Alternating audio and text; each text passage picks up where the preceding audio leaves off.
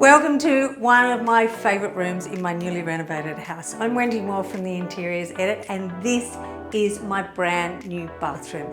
It's so lovely, it's fresh, it's modern, the layout really works, but also I just love how functional it is. It's so wonderful. Now, this is the first bathroom, so take a look around, and then after that, I'm going to show you the transformation of the old bathroom. The finishes make all the difference. Large format tiles for a seamless look, a stone vanity top and brushed brass tapware for warmth and elegance. This was a complete overhaul. The old bathroom was small and tired, so I reimagined the layout to make it feel open and calm.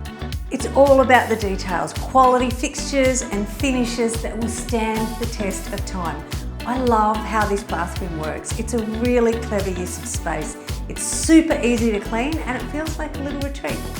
Next up, creating indoor-outdoor flow. Follow along to see the journey.